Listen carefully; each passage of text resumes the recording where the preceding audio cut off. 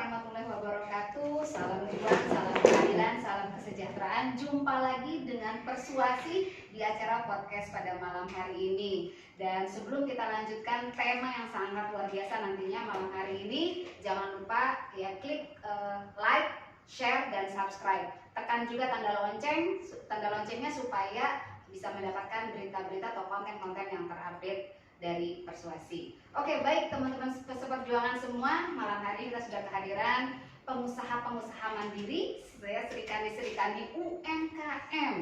Nah, bicara UMKM pada malam hari ini, ternyata ya semua teman-teman juga tahu ya bahwa hari ini adalah hari 1 April, hari Jumat. Seharusnya Jumat Mubarak, barokah gitu kan. Hari Jumatnya memang penuh barokah, tapi tanggal 1 Aprilnya ternyata April Fools. Ada mob di tanggal 1 April. Apakah itu? Nah, inilah yang akhirnya berdampak menjadi derita berkepanjangan dari pengusaha-pengusaha mandiri atau serikandi-serikandi UMKM kita. Kenapa? Ya karena kita tahu sendiri gitu ya. Tengah malam tadi, tepat ketika hari berganti menjadi 1 April, maka mob itu menjadi besar sekali dampaknya terhadap kita semua, termasuk juga kepada pengusaha-pengusaha mandiri atau UMKM kita ini.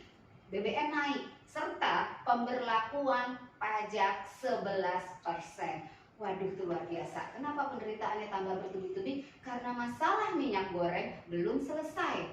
Masalah bahan pokok juga belum selesai. Apa yang belum selesai? Harganya, kemudian ketersediaannya, dan kemudian dampak yang akhirnya terjadi selama ini dalam perjalanan usaha yang sedang dikerjakan oleh rekan-rekan serikandi UMKM kita.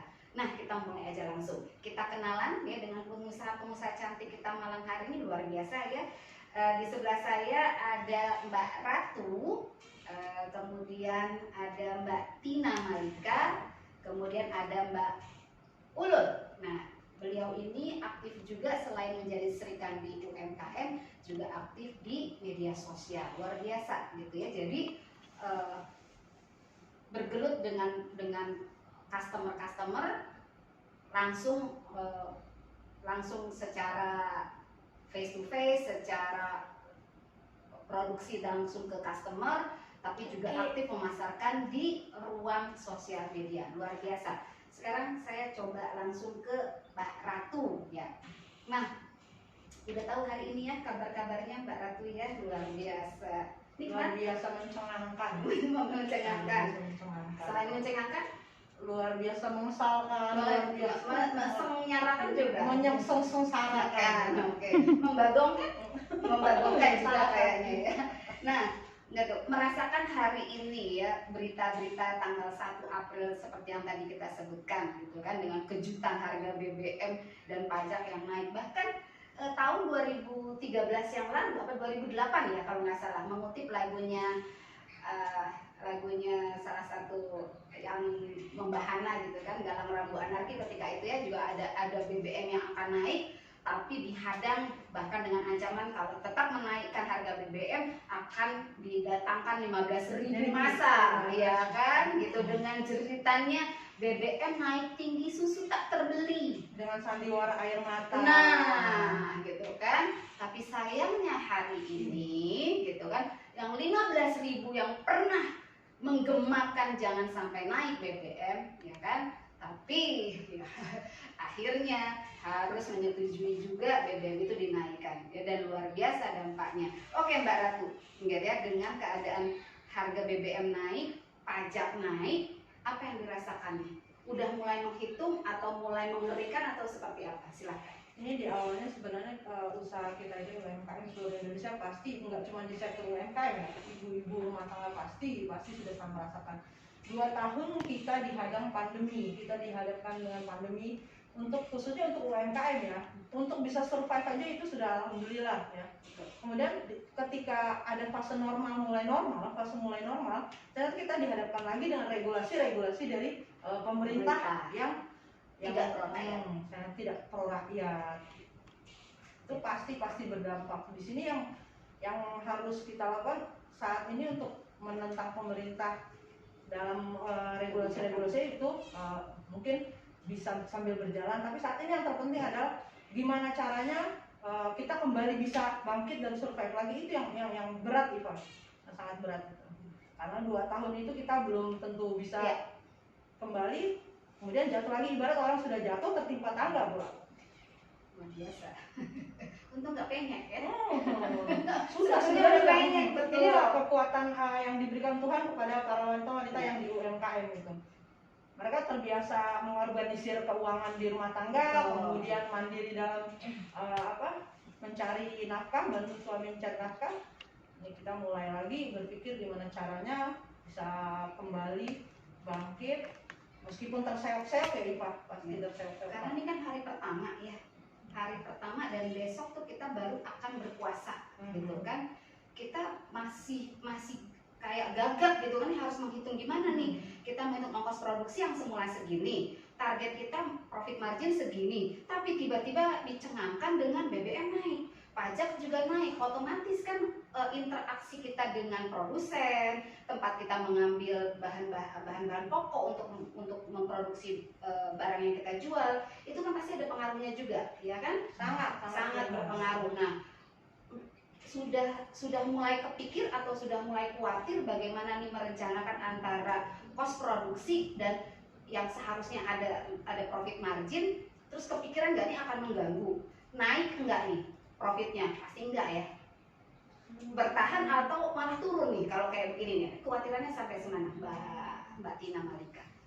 Oke, kalau saya sih melihatnya begini ya, maksudnya kalau dari bahan baku memang kenaikan itu bukan istilahnya momentumnya bukan sekarang, tapi dari beberapa bulan ke belakang itu sudah terjadi. Ini memang kita nggak terlalu istilahnya, mungkin kalau yang tidak bergerak di bidang produksi mungkin tidak terlalu berasa.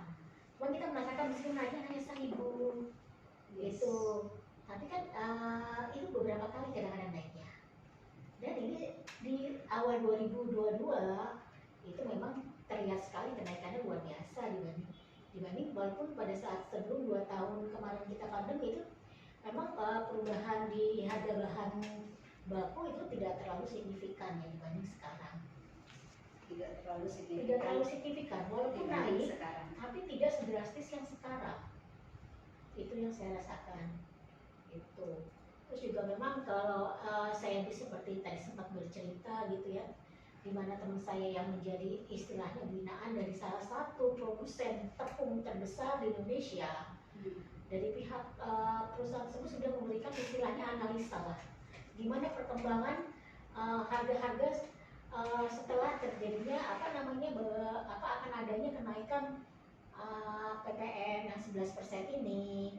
Kemudian kemarin adanya minyak goreng, terus juga memang adanya juga perang Ukraina dan Rusia yang memberi dampak ya, karena memang katanya sebagian besar dari tepung gandum itu diekspor dari sana, dari Ukraina begitu. Diperkirakan katanya sampai bulan Juli itu akan terjadi semua kenaikan. Sampai dengan bulan Juli. Sebenarnya kita sekarang baru memasuki fase bulan April ya. Berarti masih ada sekitar 3 bulan ke depan. Yang kita udah habis tuh amunisi tuh. Kita nggak bisa prediksi naiknya berapa. Kita udah habis amunisi untuk beli segala macam. Masih ada di Iya, saya kira berarti memang biaya lain. sementara kan kenaikan gaji itu tidak sama signifikannya dengan kenaikan bahan pokok dan pajak tadi gitu kan. Gaji naik pasti dari gaji naik, barang-barang naik ya. BBM naik, pajak naik, sama aja. Daya beli masyarakat yang rendah makin rendah ini, Pak, yang harus kita juga tahu bahwa mereka juga kemungkinan untuk barang-barang tersier yang mungkin tidak perlu apa mereka juga tidak dibeli gitu kan. Iya, itu menahan diri untuk konsumtif hal-hal yang membuat mereka yang sudah dianggapnya agak dibilang agak mewah atau yang terlalu penting. Mengurangi liabilitas. Iya, betul. Mungkin memetakan lah. Penting.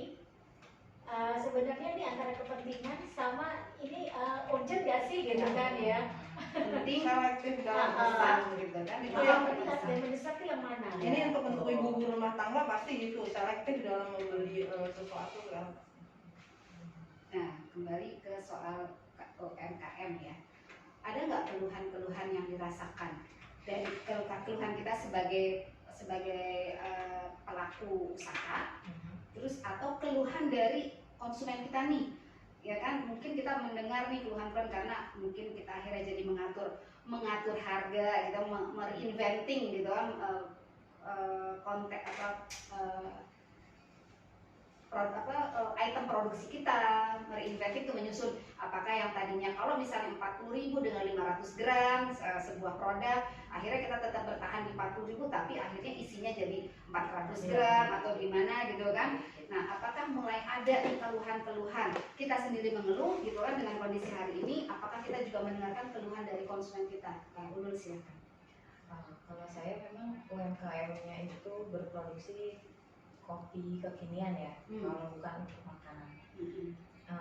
Kebetulan tetangga saya yang produksi yang makanan yang saya jual juga, dia mengeluhkan banyak hal sebenarnya. Bahan-bahannya semuanya naik. Gula sempat langka. Gula sempat langka, tapi alhamdulillah sih kita nggak konsumsi gula juga. Oh iya.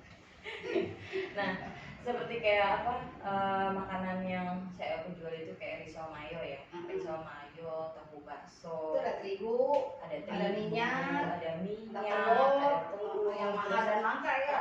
terus ada daging ham itu yang buat Iya. itu. Nah, ada mayonesnya juga. Itu mereka pada bilang, Mbak, saya naikin ya harganya katanya. Tapi saya menjualnya harga tetap. Oh, resellernya. Ya, gitu. Saya jualnya harga tetap. Harusnya Mbak Ulul sebagai produsen tetap menjual Sebagai reseller. Sebagai reseller, aku produsennya memang produksi sendiri. Cuma Produksi kalau sendiri. untuk makanan itu aku ngambil dari tetangga. Oke. Jadi memperdayakan dapur tetangga. Oke. Kalau misalnya ditanya, dapur aku banyak. Good.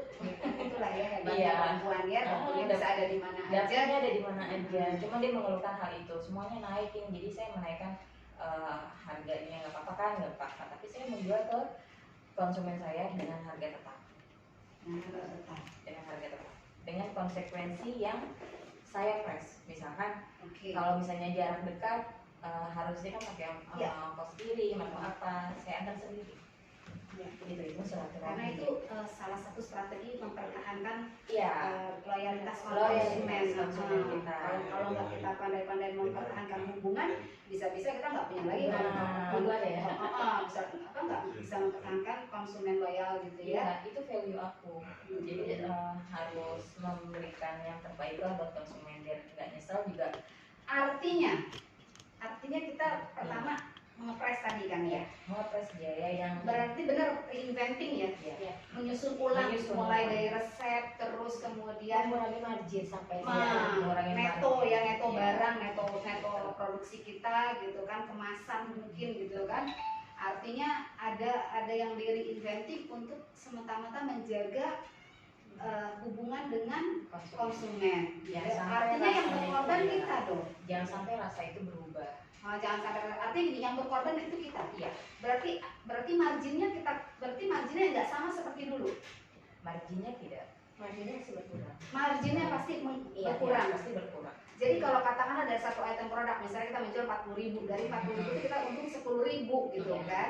Nah, untuk mempertahankan 40.000 jatuhnya ke end user, berarti kita nggak 10.000 lagi nih, karena ongkos produksi kan gede tuh. Iya. Minyak naik, gula naik, Iya. tepung naik, terigu naik. Akhirnya bisa jadi kita 8 atau 6.000 Betul. yang kita bela end user. Iya. Terus minyak goreng kapan bela kita? Terus telur kapan belain kita? Halo Pak Mendak, kemarin kita udah teriak-teriak di kantor Mendak gitu. Mau sampai kapan kayak Itu gini? mafia. Nah, Mafia. ya kan? Ingat nggak mendengar gagahnya? Pemerintah tidak akan kalah.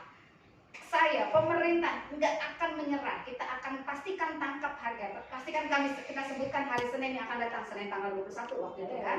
Udah lewat. Terus mafianya kemana? Itu dia. Indonesia ini saat ini kita tahu bahwa yang sedang ada di atas ini seperti apa yang mereka katakan, mereka hanya petugas partai, mereka hanya boneka, maka yang mengendalikan itu kan oligarki. Itu udah bukan rahasia umum lagi. Ya.